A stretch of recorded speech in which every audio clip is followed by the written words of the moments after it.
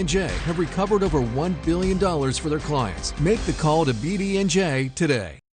America is unique when it comes to consuming information. News Nation doesn't really refer to us. It refers to the audience. Cuomo. By you talking about it, it's amazing. I love your show. You're a stand-up guy, man. We still dare to care about one another, both across the street or across the country. To be continued. We don't have to cram it in now. It's you, it's me, it's we. That's News Nation. Weeknights at 8, 7 Central, only on News Nation. To find News Nation, go to joinnn.com. All-Americans Taye Diggs joins us live in studio. Plus, new Indy 500 champ Joseph Newgarden talks about the last episode of 100 Days of Indy. Tomorrow.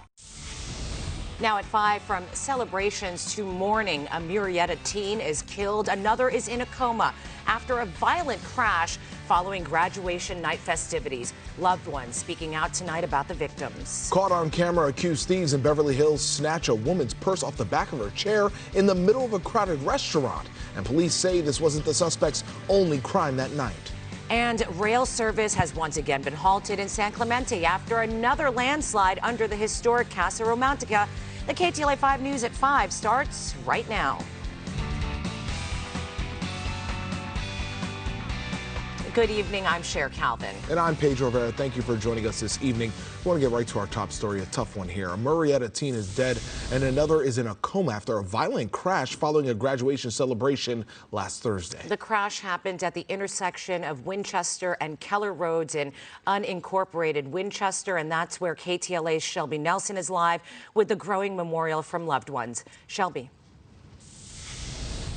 Cher, Pedro, it turned from a celebration to a total tragedy, and you really get a feel for how loved these teens are here in this community. We've seen dozens of people come to this intersection here in unincorporated Winchester, paying their respects, putting down flowers and writing notes, all for these teens that were involved in that crash. Sadly, 17-year-old Gia, who was a student at Liberty High School, died at this intersection. Her boyfriend Gavin is hospitalized, and so is his little sister, 16-year-old Landis, who is now fighting for her life.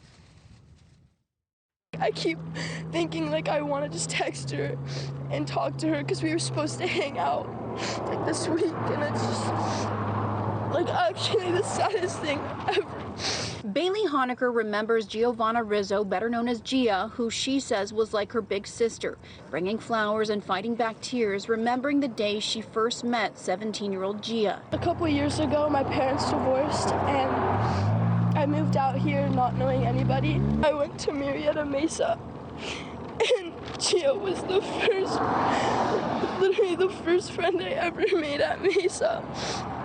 And she was like always like a ray of sunshine, and like she went through so much and she always had a smile on her face. A teen with a whole life ahead of her up until last Thursday. Life is so unfair, and like knowing that such a horrible thing can happen to such a beautiful and happy person. Gia was in the car with her boyfriend, 18-year-old Gavin Hooper, and his little sister Landis. They were coming back from Gavin's graduation at Vista Murrieta High School, heading eastbound on Keller Road in unincorporated Winchester when CHP investigators say the 30-year-old driver of a GMC Sierra crashed into the passenger side of Gavin's truck. Based on preliminary investigations, it appears that the driver of the GMC Sierra potentially ran the red light. But the California Highway Patrol is doing further investigation to confirm that. The driver of the GMC was hospitalized with serious injuries. Gia died at the scene.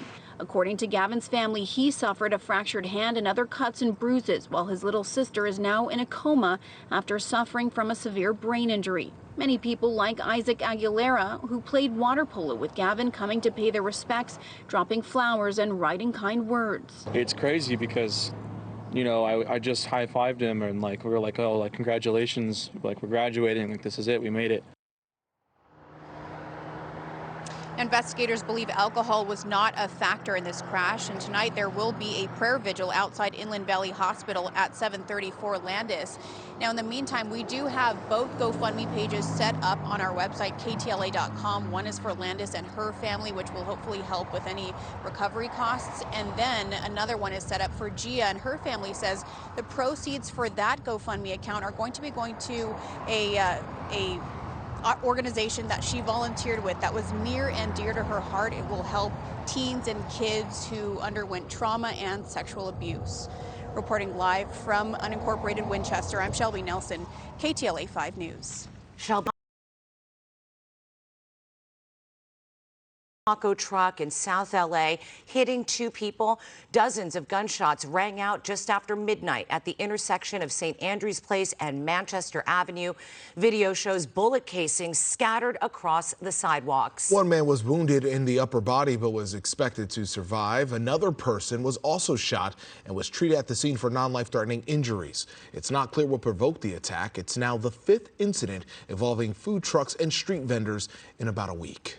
Police are searching for a gunman after a man was found bleeding to death from a gunshot wound outside a downtown LA metro station. The victim was discovered around 10:40 Sunday night near the Civic Center Grand Park Station at First and Hill.